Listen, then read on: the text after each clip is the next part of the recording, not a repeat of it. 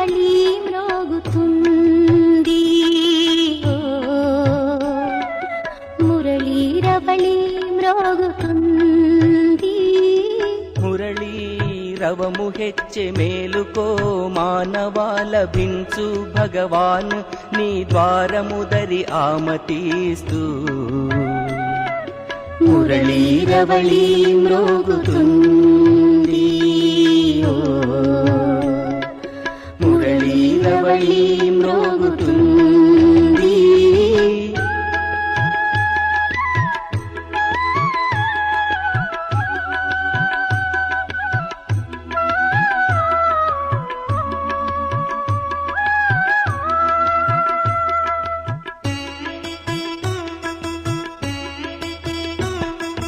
అదృశ్యుని దివ్య చక్షువుతో చూడు వాని అస్తిత్వము తెలుస్తుంది నీకు అదృశ్యుని దివ్య చక్షువుతో చూడు వాని అస్తిత్వము తెలుస్తుంది నీకు కలువు మా వాణిని బ్రహ్మ కనువునా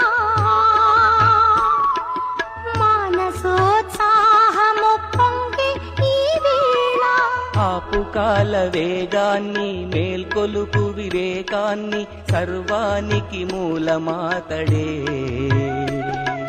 మురళీ రవళి మ్రోగుతుంది మురళీ రవళి మ్రోగుతుంది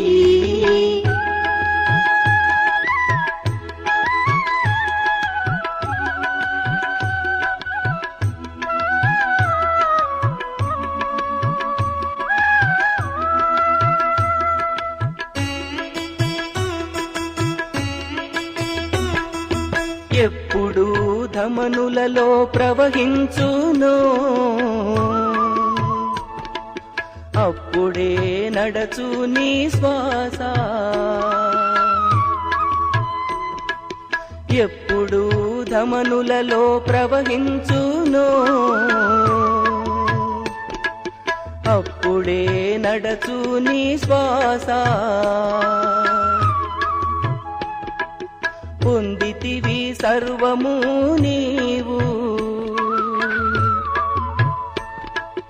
ఇప్పుడేమి కోరెదవు శివుని నీవు ప్రభాత ఘోర చీకటే శుభోదయముగా జీవనాధారము మురళీ రవళి మ్రోగుతుంది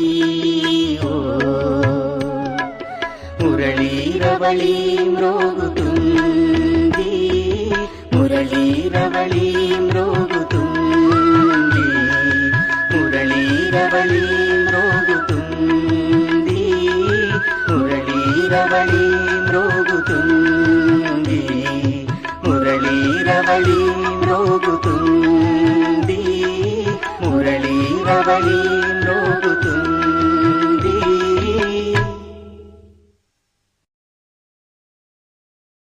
ఓం శాంతి 2/7/2024 మధురమైన పిల్లలు, మీరిక్కడకు స్మృతిలో ఉంటూ కూడా పాపాలను దగ్ధం చేసుకునేందుకు వచ్చారు. అందుకే బుద్ధియోగం నిష్ఫలం అవ్వకూడదు. ఈ విషయంపై పూర్తి ధ్యానం ఉంచాలి.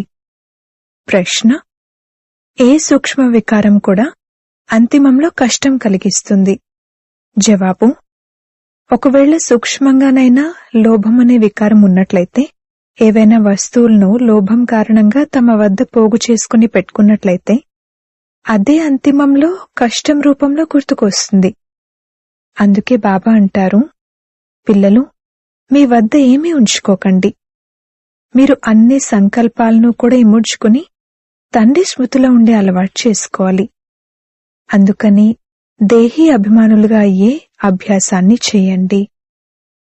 ఓం శాంతి. పిల్లలకు ప్రతిరోజు గుర్తు చేయిస్తారు, దేహీ అభిమానులుగా అవ్వండి. ఎందుకంటే బుద్ధి అటూ ఇటూ వెళ్తూ ఉంటుంది. అజ్ఞాన కాలంలో కూడా ధార్మిక కథల గురించిన చర్చలు విన్నప్పుడు బుద్ధి బయట భ్రమిస్తూ ఉంటుంది. ఇక్కడ కూడా భ్రమిస్తుంది. అందుకే ప్రతిరోజు దేహి అభిమానులుగా అవ్వండి అని చెప్తారు. వాళ్ళైతే మేమేదైతే వినిపిస్తున్నామో దానిపై ధ్యాస పెట్టండి, ధారణ చేయండి, శాస్త్రాలేవైతే వినిపిస్తున్నామో ఆ వచనములను ధ్యాసలో పెట్టుకోండి అని చెప్తారు. ఇక్కడైతే తండ్రి ఆత్మలకు అర్థం చేయిస్తున్నారు. విద్యార్థులైన మీరందరూ దేహీ అభిమానులుగా కూర్చోండి. శివబాబా చదివించేందుకు వస్తారు. శివబాబా చదివించేందుకు వస్తున్నారు అని ఈ విధంగా భావించే కాలేజ్ ఇంకెక్కడా ఉండదు. ఇటువంటి స్కూల్ పురుషోత్తమ సంగమయుగంలోనే ఉండాలి. విద్యార్థులు కూర్చున్నారు మరియు పరంపిత పరమాత్మ మమ్మల్ని చదివించడానికి వస్తారు అని కూడా అర్థం చేసుకున్నారు. శివ్ బాబా మనల్ని చదివించడానికి వస్తారు. వారు మొట్టమొదట అర్థం చేయించే విషయం ఏంటంటే, మీరు పావనంగా అవ్వాలంటే నన్నొక్కర్నే స్మృతి చేయండి. కాని మాయ గడియ గడియ మరపింపజేస్తుంది. అందుకే తండ్రి అప్రమత్తం చేస్తారు. ఎవరికైనా అర్థం చేయించేటప్పుడు కూడా మొట్టమొదట భగవంతుడెవరు అన్నది అర్థం చేయించండి. పతిత పావనుడు, దుఃఖహర్త, సుఖకర్త అయిన భగవంతుడు ఎక్కడున్నారు? వారిని స్మృతి అయితే అందరూ చేస్తూ ఉంటారు. ఎప్పుడైనా ఏవైనా ఆపదలొస్తే ఓ భగవంతుడా దయ చూపించండి అని అంటారు. ఎవరినైనా రక్షించాల్సిన్నప్పుడు కూడా ఓ భగవంతుడా, ఓ గాడ్, మమ్మల్ని దుఃఖాల నుండి విముక్తులుగా చేయండి అని అంటారు. దుఃఖాలైతే అందరికీ ఉన్నాయి. సత్యుగాన్ని సుఖధామమని అంటారని, కలియుగాన్ని దుఃఖధామమని అంటారనైతే పక్కాగా తెలుసు. ఇది పిల్లలకు తెలుసు. అయినా కాని మాయ మరిపింపజేస్తుంది. ఇలా స్మృతిలో కూర్చోబెట్టే పద్ధతి కూడా డ్రామాలో ఉంది. ఎందుకంటే మొత్తం రోజంతట్లో స్మృతి చేయని వారు ఎందరో ఉన్నారు. ఒక్క నిమిషం కూడా స్మృతి చేయరు. కావున స్మృతిని కలిగించడానికి ఇక్కడ కూర్చోబెడతారు. స్మృతి చేసే యుక్తిని తెలియజేస్తారు. తద్వారా పక్కా అవుతారు. తండ్రి స్మృతి ద్వారానే మనం సతోప్రధానంగా అవ్వాలి. సతోప్రధానంగా అయ్యేందుకు తండ్రి ఫస్ట్ క్లాస్ అయిన రియల్ యుక్తిని తెలియజేశారు. పతిత పావనుడైతే ఒక్కరే, వారొచ్చి యుక్తిని తెలియజేస్తారు. ఇక్కడ పిల్లలైన మీరు ఎప్పుడైతే తండ్రితో యోగం ఉంటుందో అప్పుడు శాంతిలో కూర్చుంటారు. ఒకవేళ బుద్ధియోగం అటూ ఇటూ వెళ్ళినట్లయితే శాంతిలో లేనట్లు, అనగా అశాంతిలో ఉన్నట్లు. ఎంతసేపైతే బుద్ధియోగం అటూ ఇటూ వెళ్తుందో అంత సమయము నిష్ఫలమైనట్లే. ఎందుకంటే అందులో పాపాలైతే అంతమవ్వవు. పాపాలు ఎలా అంతమవుతాయో ప్రపంచానికి తెలీదు. ఇవి చాలా సూక్ష్మమైన విషయాలు.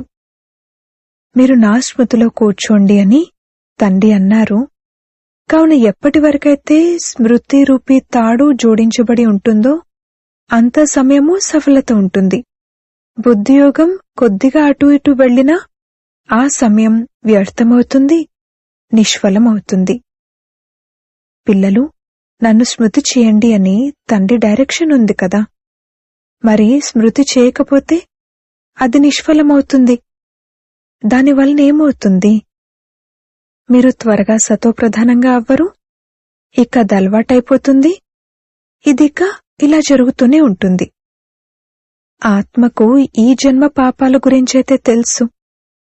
మాకు గుర్తులేదు అని ఎవరైనా అన్నా కాని బాబా అంటారు, 3-4 సంవత్సరాల ఆయువు నుండి అన్ని విషయాలు గుర్తుంటాయి. తర్వాత అయినన్ని పాపాలు మొదట్లో అవ్వవు. రోజు రోజుకు దృష్టి అశుద్ధంగా అవుతూ ఉంటుంది. త్రేతాలో 2 కళలు తగ్గిపోతూ ఉంటాయి. చంద్రుని 2 కళలు ఎంత సమయంలో తగ్గుతాయి? మెల్లమెల్లగా తగ్గుతూ ఉంటాయి. 16 కళల సంపూర్ణుడు అని కూడా చంద్రుణ్ణి అంటారు కాని సూర్యుణ్ణి అనరు. చంద్రుడిది 1 మాసం యొక్క విషయం, మరియు ఇది కల్పం యొక్క విషయం. రోజు రోజుకు కిందకు దిగుతూ వస్తారు. మళ్లీ స్మృతి యాత్ర ద్వారా పైకెక్కగలుగుతారు. ఇక ఆ తర్వాత మళ్లీ స్మృతి చేసి పైకెక్కాల్సిన అవసరం ఉండదు. సత్యుగం తర్వాత మళ్ళీ ఇక దిగడమే. సత్యుగంలో కూడా స్మృతి చేసినట్లయితే ఇక కిందకు దిగనే దిగరు. డ్రామానుసారంగా కిందకు దిగాల్సిందే. కావున అక్కడ స్మృతే చెయ్యరు. దిగడం కూడా తప్పనిసరే. మళ్ళీ స్మృతి చేసే ఉపాయాన్ని తండ్రే తెలియజేస్తారు. ఎందుకంటే పైకి వెళ్ళాలి. సంగమంలోనే తండ్రి వచ్చి ఇప్పుడిక పైకి ఎక్కే కళ ప్రారంభమవుతుంది అని నేర్పిస్తారు. మనం ఇప్పుడు మన సుఖధామంలోకి వెళ్ళాలి. తండ్రి అంటారు, ఇప్పుడు సుఖధామంలోకి వెళ్ళాలంటే నన్ను స్మృతి చేయండి. స్మృతి ద్వారా మీ ఆత్మ సతోప్రధానంగా అవుతుంది. మీరు ప్రపంచంతో పోలిస్తే భిన్నమైనవారు. వైకుంఠం ఈ ప్రపంచానికి పూర్తిగా అతీతమైనది. వైకుంఠం ఒకప్పుడు ఉండేది, ఇప్పుడు లేదు. కల్పం ఆయువును పెద్దగా చేసేసిన కారణంగా మర్చిపోయారు. ఇప్పుడు పిల్లలను మీకు వైకుంఠం ఎంత సమీపంగా కనిపిస్తుంది. ఇంకా కొద్ది సమయమే ఉంది. స్మృతి యాత్రలోనే లోపం ఉంది. అందుకే ఇప్పుడింకా సమయం ఉంది అని భావిస్తారు. స్మృతి యాత్ర ఎంతగా ఉండాలో అంతగా లేదు. మీరు డ్రామా ప్లాన్ అనుసారంగా సందేశాన్ని చేరుస్తారు. ఎవరికైనా సందేశాన్ని ఇవ్వడం లేదు అంటే సేవ చేయడం లేదనే.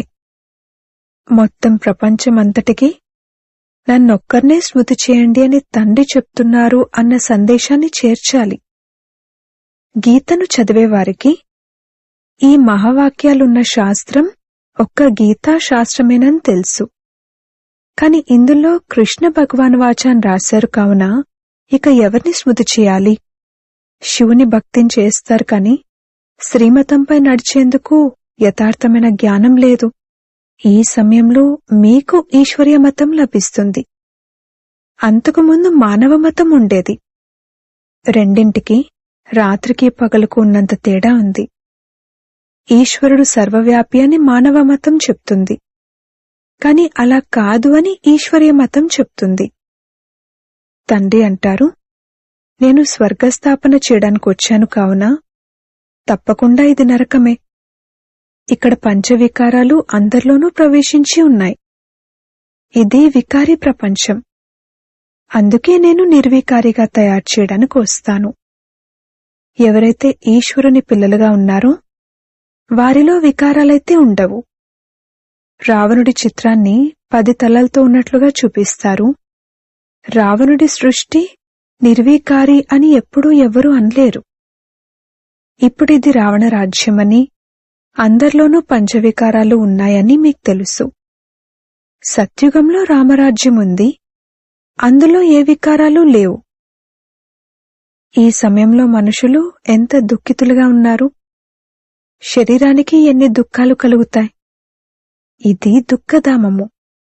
సుఖధామంలోనైతే శారీరక దుఃఖాలు కూడా ఉండవు. ఇక్కడ ఎన్ని హాస్పిటళ్లు నిండి ఉన్నాయి. దీనిని స్వర్గమని అనడం కూడా పెద్ద పొరపాటే. కావున దీన్ని అర్థం చేసుకుని ఇతరులకు అర్థం చేయించాలి.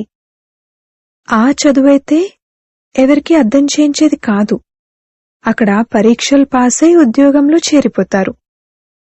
ఇక్కడైతే మీరు అందరికీ సందేశాన్ని ఇవ్వాలి. కేవలం ఒక్క తండ్రి ఇవ్వరు కదా. ఎవరైతే చాలా తెలివైన వారుంటారో వారిని టీచర్ అంటారు. తక్కువ తెలివైన వారైతే వారిని విద్యార్థులంటారు. మీరు అందరికీ సందేశాన్ని ఇవ్వాలి. భగవంతుని గురించి తెలుసా అని అడగాలి. వారు అందరికీ తండ్రి. కావున ముఖ్యమైన విషయం తండ్రి పరిచయాన్ని ఇవ్వడం. ఎందుకంటే వారి గురించి ఎవరికీ తెలియదు. ఉన్నతోన్నతమైన వారు తండ్రి. వారు మొత్తం విశ్వాన్ని పావనంగా తయారు చేస్తారు. మొత్తం విశ్వమంతా పావనంగా ఉండేది. అందులో కేవలం భారతే ఉండేది. ఇంకే ధర్మం వారు కూడా మేం కొత్త ప్రపంచంలోకి వస్తాము అని అనలేరు. మాకంటే ముందు ఎవరో ఉండి వెళ్లారు అని వారు భావిస్తారు. క్రైస్తు కూడా తప్పకుండా ఎవరిలోకో వస్తారు. అతని కంటే ముందు తప్పకుండా ఎవరో ఉండేవారు. తండ్రి కూర్చుని అర్థం చేయిస్తున్నారు, నేను ఈ బ్రహ్మ తనువులోకి వస్తాను. బ్రహ్మ తనువులోకి వస్తారు అన్నది కూడా ఎవరూ ఒప్పుకోరు. అరే, బ్రాహ్మణులైతే తప్పకుండా కావాలి. బ్రాహ్మణులు ఎక్కడి నుండి వస్తారు? తప్పకుండా బ్రహ్మ నుండే వస్తారు కదా. అచ్చా, బ్రహ్మ తండ్రి ఎవరో ఎప్పుడైనా విన్నారా? వారు గ్రేట్ గ్రేట్ గ్రాండ్ ఫాదర్. వారికి సాకార తండ్రి ఎవరూ లేరు. బ్రహ్మకు సాకార తండ్రి ఎవరు? ఇదెవ్వరూ చెప్పలేరు. బ్రహ్మ మహిమ చేయబడ్డారు. వారు ప్రజాపిత కూడా. నిరాకార శివ్ బాబానంటారు కదా, వారి తండ్రి ఎవరో చెప్పండి. అలాగే సాకార ప్రజాపిత బ్రహ్మకు తండ్రి ఎవరో చెప్పండి. శివ్ బాబా ఎవరి చేత దత్తత తీసుకోబడ్డవారు కాదు, బ్రహ్మ దత్తత తీసుకోబడ్డవారు.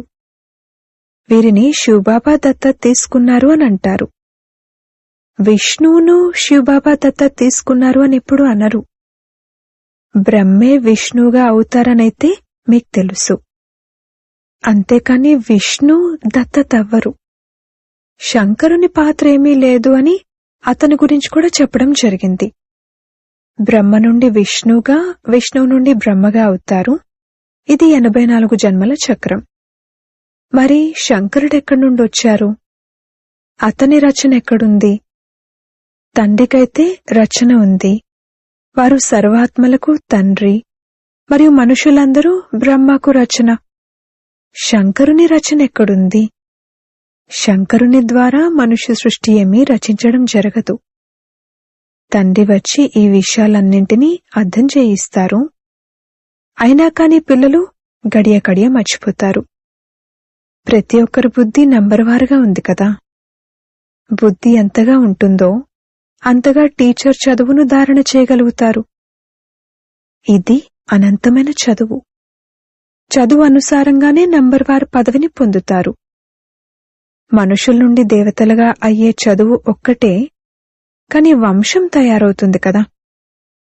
తాము ఏ పదవిని పొందుతాము అనేది కూడా బుద్ధిలోకి రావాలి. రాజుగా అవ్వడమైతే కష్టతరమైన విషయమే. రాజుల వద్ద దాసదాసీలు కూడా కావాలి. దాసదాసీలుగా ఎవరవుతారు? ఇది కూడా మీరు అర్థం చేసుకోగలరు. నంబర్వార్ పురుషార్థానుసారంగా అందరికీ దాసీలు లభిస్తూ ఉండొచ్చు. మరి జన్మ జన్మాంతరాలు దాసదాసీలుగా అయ్యే విధంగా చదవకూడదు.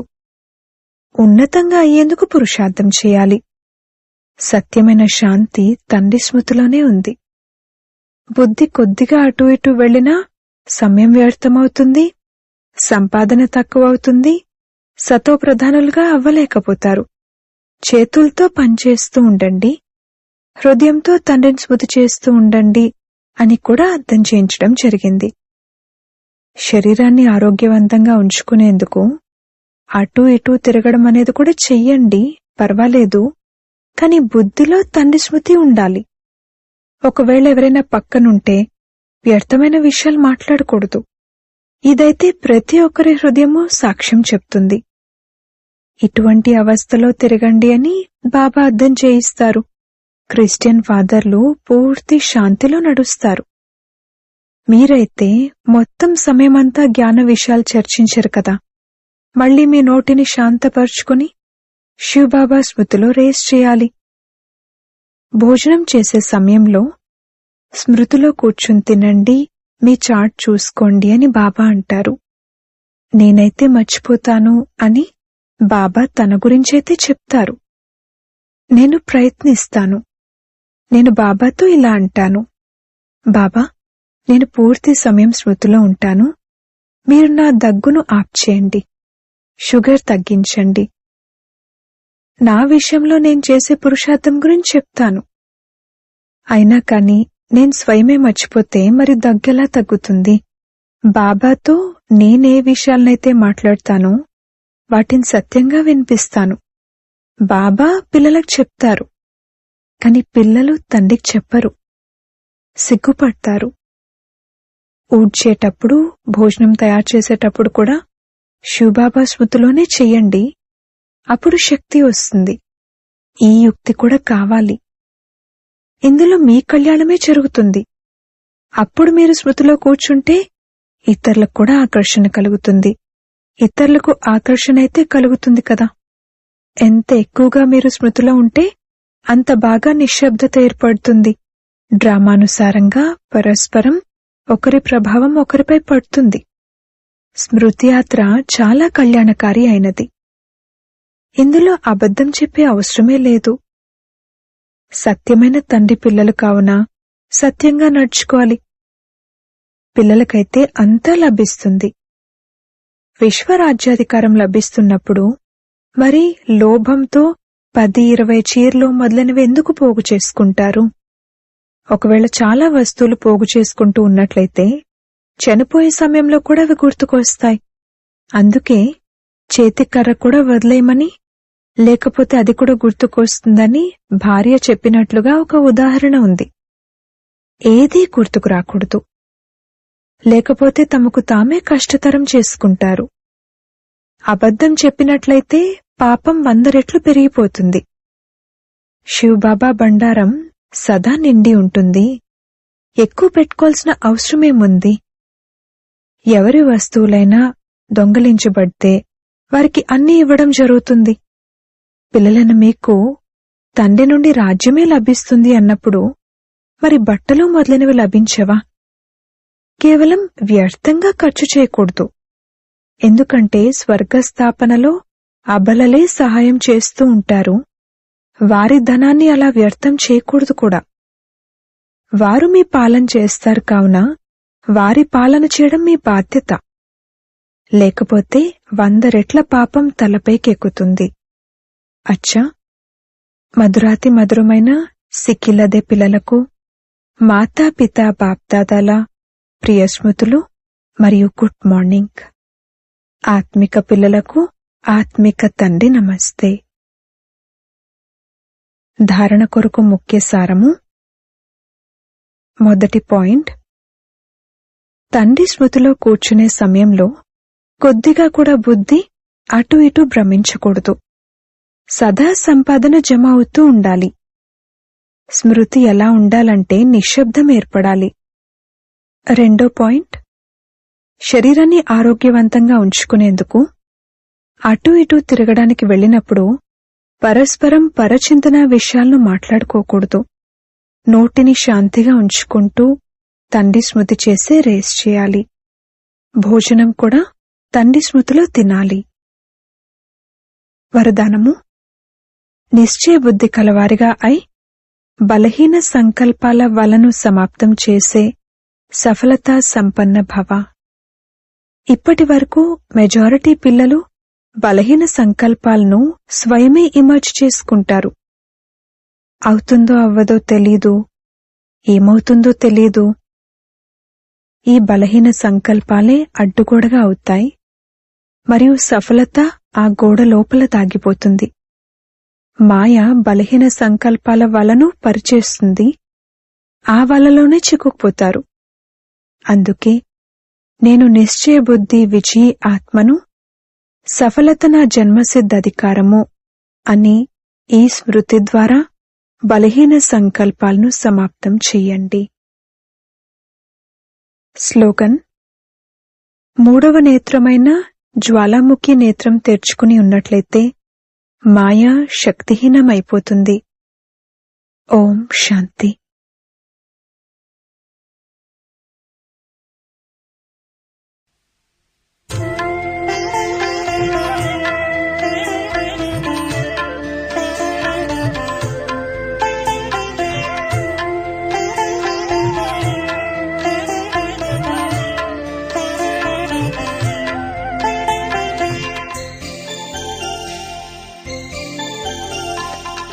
పశ్చాత్తాపము చందని చందము కర్మము చేయుము నరుడా నరుడా, దుష్కర్మము వీడుము నరుడా. ధర్మరాజు ముందెప్పటికైనా నిలువక తప్పదు నరుడా నరుడా, నిలువక తప్పదు నరుడా.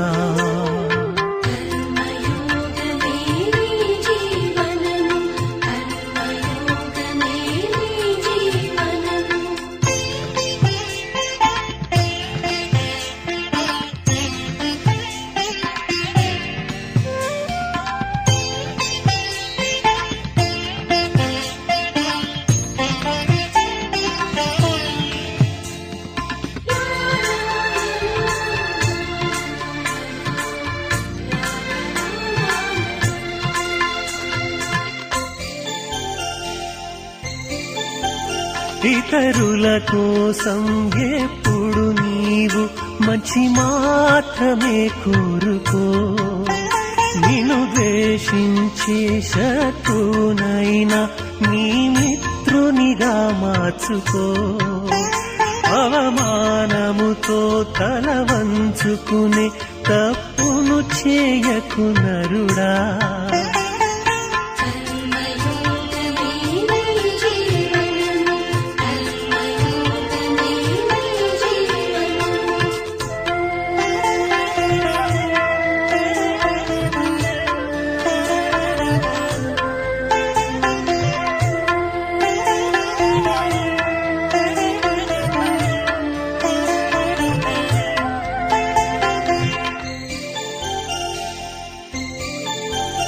ఇతరులకెప్పుడు దుఃఖం నిచ్చే నిందలు పలుకుటమాను. నీ పెదవులపై సుధలొలికించే జ్ఞానము పలుకుము అన్నా. కర్ణ కఠోరంగా వినిపించే భాషలు పలుకకు నరుడా నరుడా. దుర్భాషలు పలుకకు నరుడా.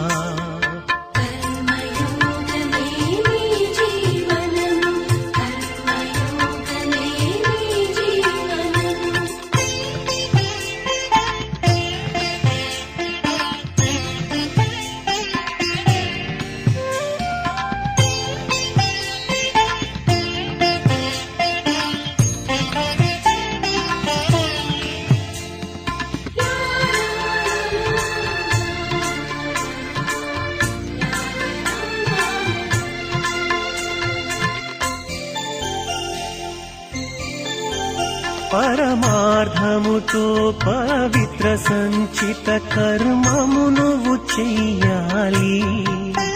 ధర్మరాజు నీకెదురైనప్పుడు నిర్భయముగా నిలవాలి. నిష్కళంకంగా జీవితమంతా చిరునవ్వులు వెలగాలి.